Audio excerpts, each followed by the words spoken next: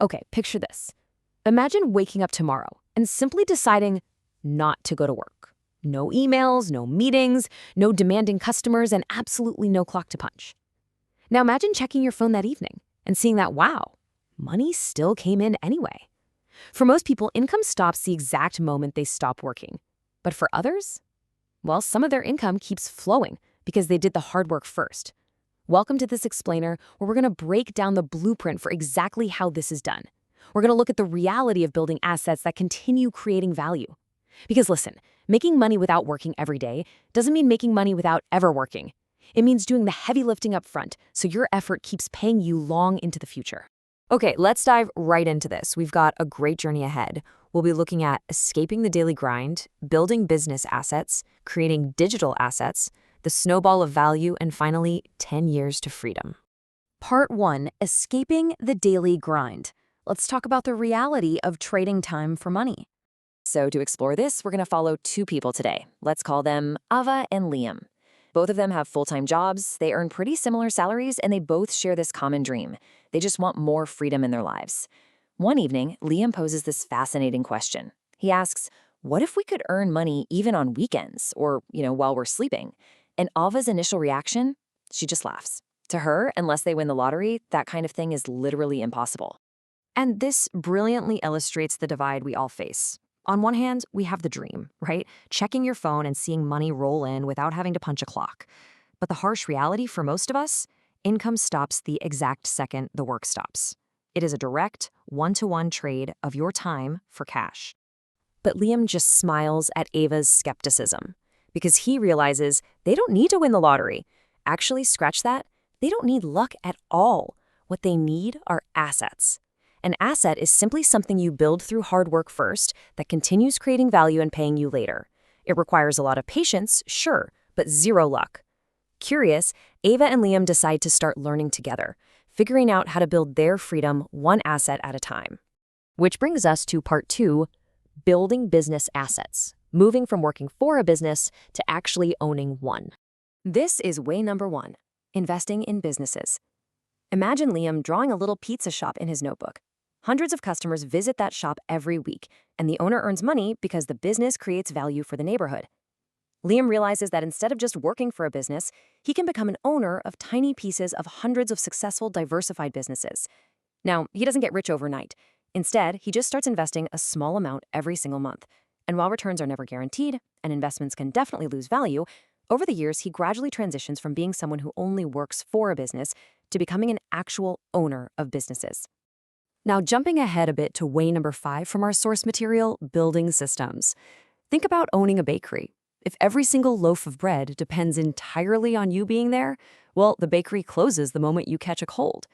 But look at the alternative. If you have systems running the business, that bakery operates even when you're away for a few days. So how do you actually build those systems? Step 1, hire staff. Step 2, train people. Step 3, create incredibly clear processes. Businesses become scalable when they rely on systems instead of just one single person doing absolutely everything. Now, to be clear, the goal here isn't to eliminate all your responsibility, and it's certainly not to just stop working altogether. The goal is to stop being required for every single small task. Moving on to part 3, creating digital assets. Let's tap into the power of the creator economy. While Liam is focusing on traditional businesses, Ava finds her own path with way number 2, creating digital products. The core philosophy here is super simple. Build once, sell repeatedly. You see, Ava has always loved designing these amazing daily planners, and her friends are constantly asking for her templates. So she decides to upload her digital planners to an online marketplace. Month 1, only 3 people buy them. She's pretty disappointed, but Liam points out something profound. She created that planner exactly once, and 3 different people bought it. That is a beginning. Fast forward a few months, and hundreds of customers have purchased that exact same planner. Ava doesn't have to redraw it every time. Whether it's templates, ebooks, music, photos, or software, digital products still require marketing and updates for sure, but they are not rebuilt from scratch with every single sale. And this ties right into way number 3, building an online audience. Think of this like planting a tiny tree. Ava starts making educational finance videos. Month 1, almost nothing happens, maybe 20 views. Month 6, 30 views. Some days, literally 0. But she keeps improving, she keeps watering that tree. Months turn into years, and eventually, her videos reach thousands of people. And that audience can eventually generate income through advertising, sponsorships, memberships, or product sales. It requires immense patience, but it's built one video, one interaction at a time. So the crucial point is, the work happens once, but the value continues over time. This brings us to way number 4, royalties. Liam loves music. After his day job, he spends his evenings composing these simple background tracks. It takes patience, but a year later, his music gets lessons for podcasts and videos. Now, every single time someone legally uses his work under their agreed terms, he gets a royalty payment. Authors, musicians, photographers, software developers, they all earn royalties from work they created months or even years earlier. Part 4, the snowball of value. Why it's all about creating value first. Bringing all these strategies together, Ava notices something really surprising as she and Liam build their assets. All 5 methods we've covered, investing, digital products, online audiences, royalties, and business systems, they all look completely different from the outside. Yet they share one massive common thread. They all require creating value first. Listen, there are no magic tricks here. There are no get-rich-quick shortcuts. There is only patience, consistency, and solving problems for other people today so that value can continue rewarding you tomorrow. Now, what's really interesting about this idea is how closely it resembles a snowball. Building assets is exactly like rolling a tiny snowball down a hill. At the beginning, it starts small, slow, and honestly, almost disappointing, just like Ava's first 3 planner sales. But as you keep rolling it, it gathers more snow. Eventually, that snowball gathers momentum, it compounds, and it becomes a massive river that is absolutely impossible to ignore. Building that very first asset is always the hardest part. Then the second is a bit easier. Then the third. Part 5, 10 years to freedom. Let's look at the ultimate payoff of all that patience. Let's jump ahead. 10 years have passed. Ava and Liam, they actually both still choose to work, but their income sources have completely transformed. They no longer rely on a single paycheck alone. A slice of their income still comes from today's effort, sure, but notice that other massive slice, income from work they completed years ago.